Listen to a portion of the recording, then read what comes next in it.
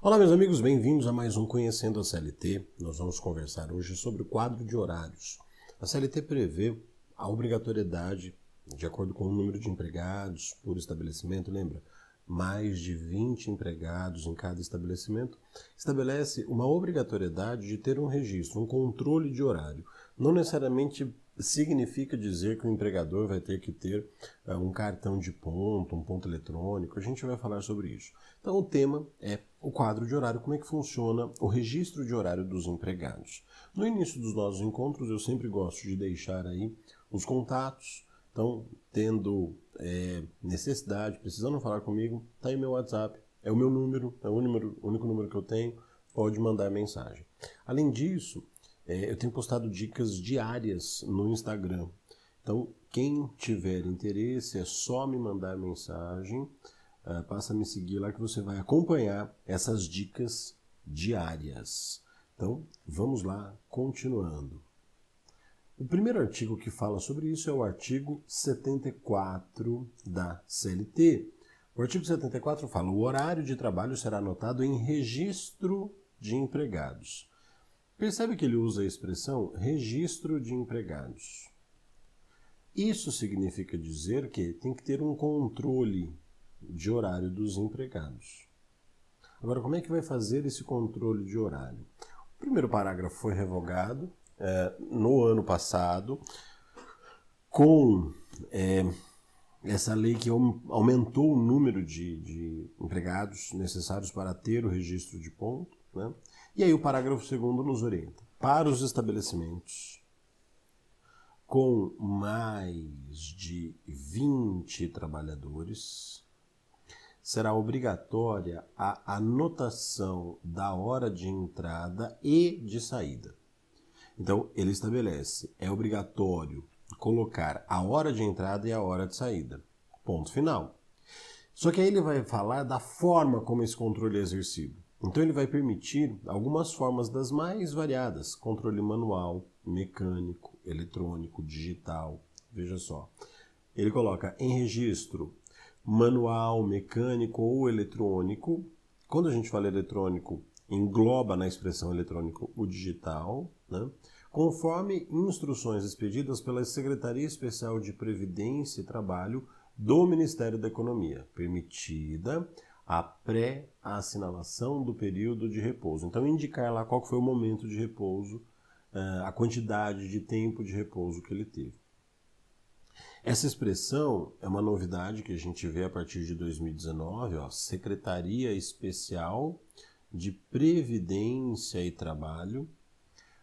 Com o atual governo houve a redução, né, de ministérios, tiraram o Ministério do Trabalho, o Ministério da Previdência e colocaram como uma secretaria vinculado ao Ministério da Economia.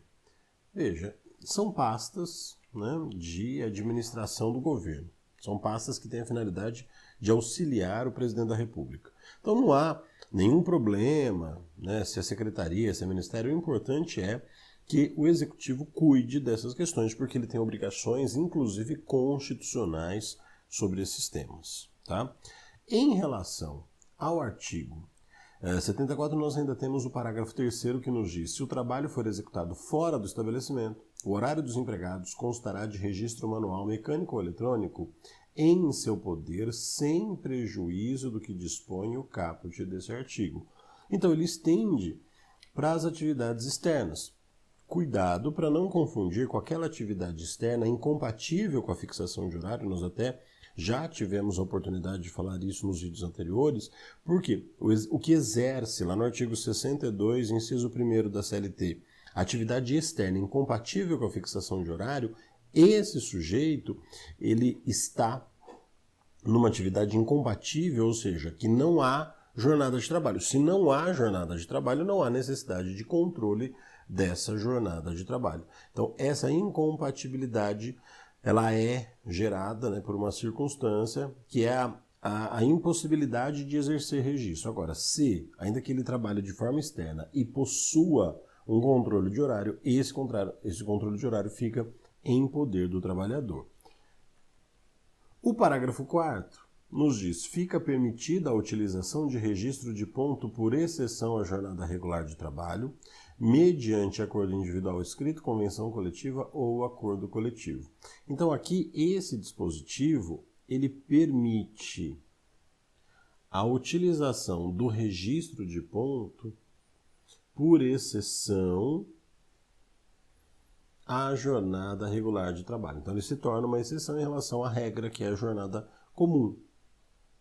Mas isso tem que ser estabelecido sempre por acordo individual escrito, convenção coletiva ou acordo coletivo de trabalho.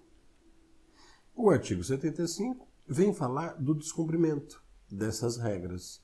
Normalmente, no final dos capítulos, o legislador estabelece algumas consequências em relação a determinados dispositivos. Então, ele coloca: os infratores dos dispositivos do presente capítulo incorrerão na multa de 50 a 5 mil cruzeiros, segundo a natureza da infração, sua extensão e a intenção de quem a praticou, aplicada em dobro no caso de reincidência e oposição à fiscalização ou desacato à autoridade.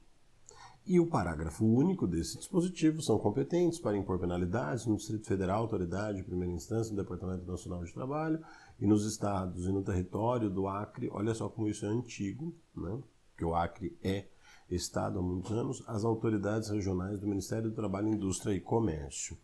O que ele está dizendo, ainda mais uma previsão dessa de multa em cruzeiros, né, uma moeda, para você ter uma ideia, a atual moeda que nós temos, o real, foi implementado no Brasil em 1994.